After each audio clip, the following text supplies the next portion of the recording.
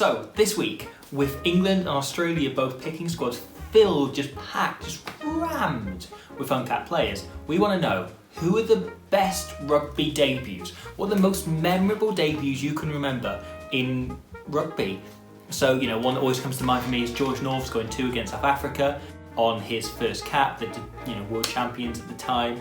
Jordan Matthias was really fantastic in the World Cup last year. Please give us all your examples of the best debuts in rugby and we'll read plenty of them out next week. So there's only one place to possibly start this week as the Pro 14 season kicked back off, and in their first game, the Ospreys won. Actually, I forgot it was an option. The Ospreys won 2 games across all competitions last year. And as an Ospreys fan, I was tired and I'd forgotten what winning was. Oh, what a loser! It was a pretty fantastic reminder as they were genuinely great against Edinburgh. Matt Prothero scored 2 tries on his first start for his home team coming back from Bristol. Rhys Webb was fantastic on his return to the club. And yeah, Edinburgh didn't quite get firing, but it was such a, I can't quite get my head around the fact that winning's still an option. And yet it happened. The Ospreys hadn't been away from home in 18 months. One eternity later. This week, it happened. And this first weekend, the Pro 14 was actually full of away wins. So we had the Blues winning the opening game away to Zebra. We had Ulster holding on out against Benetton. And then we had, perhaps most impressively of all, Munster coming from behind despite going down to 14 after Peter O'Mahony got 2 yellow cards and managing to somehow get back level before in the last minute, Ben Healy knocks over this penalty from his own half, hitting it low, just great up the trajectory, nailing it, swinging it right through the post. It was incredible. The Scarlets were hard done by after Lee Halfpenny put in a hell of a performance and broke the Scarlets' personal record in a 100+ year history of most penalties in a match, scoring 9. However, it wasn't enough, and Munster took a fantastic first win of the campaign. Meanwhile, in the Premiership, it was the final round of games. It was the complete opposite end of the competition. So, we had, lots of drama, it's safe to say. Sale still haven't played their last game, so we don't quite know whether they've qualified or not. We still don't know the playoffs for next week. You know nothing. We won't know until days beforehand. However, Bristol got a bonus point win over London Irish, and that should see them into a playoff spot because late on, Saracens came back from behind to draw against Bath, who looked to be home and hosing into their playoff spot. However, it's all been thrown up in the air and they need to wait on the Sale result on Wednesday. And then that also means that Wasps only had to beat Exeter to qualify for the playoffs, to get a home semi-final. And they did that in style. It was Exeter's second biggest ever Premiership defeat, as they sent out. They were resting their key players ahead of what is going to be 3 playoff games now in the next few weeks, including a European final.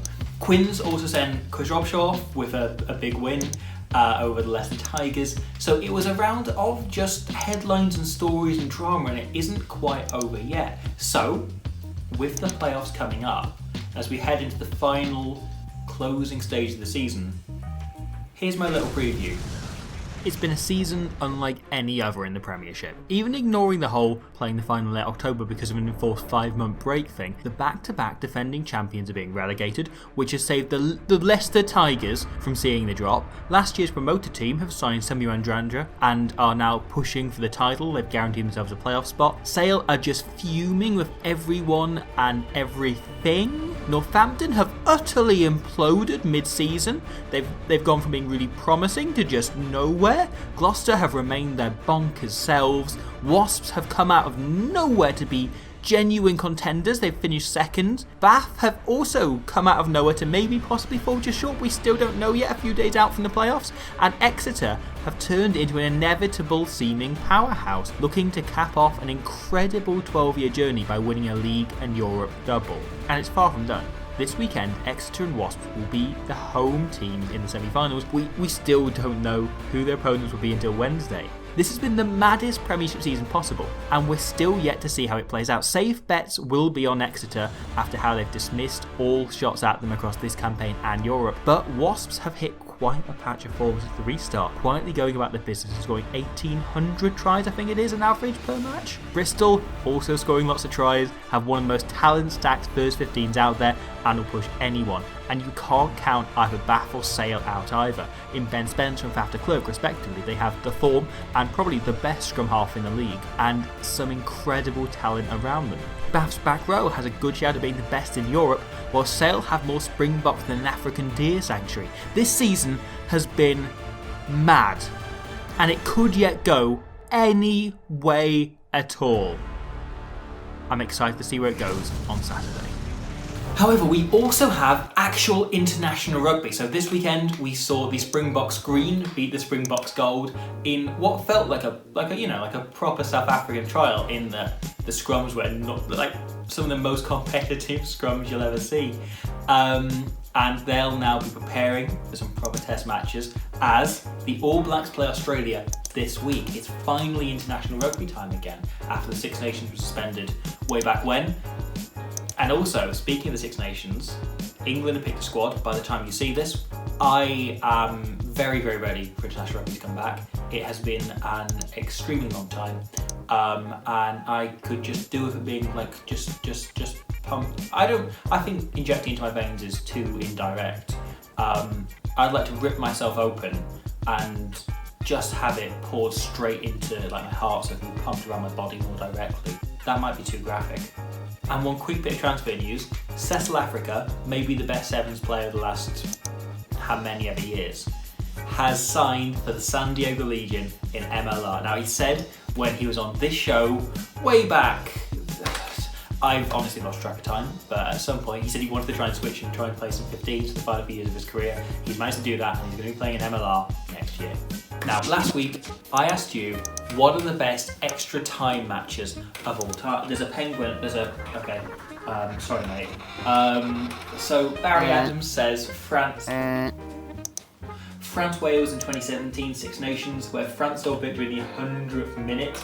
Now, Samson Lee for Wales got sin-binned, and it was able to come back on despite being sin-binned in the 85th minute because overtime went on that long. It wasn't technically that it didn't go to extra time, but it went into so much overtime that it basically qualified. It was an 100-minute match in the Six Nations. Grant Schwartz says the 1995 World Cup final, surely that extra time forced Clint Eastwood to make an entire film about it. I love the thought that Clint Eastwood is off there somewhere in his cowboy land doing his cowboy things, and then he hears that game's gone into extra time and goes, I can't, sorry lads, we're going to have to call it a day, we're going to make Invictus now. Donica Blake says Saints v Saracens in England v Australia. I presume that means the 2003 World Cup final, where a bloke called Jonathan Wilkins something did a drop kick, and then a few other games that were called in the last minute. So JTF Brown says Brighton Miracle, which is a game we've been watching a lot of lately. Google it.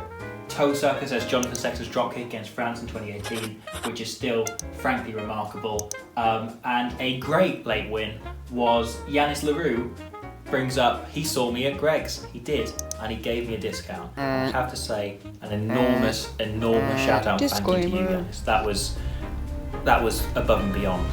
Thank you very much, and I did enjoy my pasty. Thank you. So if you want to contribute, if you want to let us know who you think had the best debuts in rugby, please let us know, and we'll read some out next week. And also, if you happen to see me at Greg's, I wouldn't complain about being given a discount as well. Yeah, okay. Otherwise, I'll see you next week for more of the feed.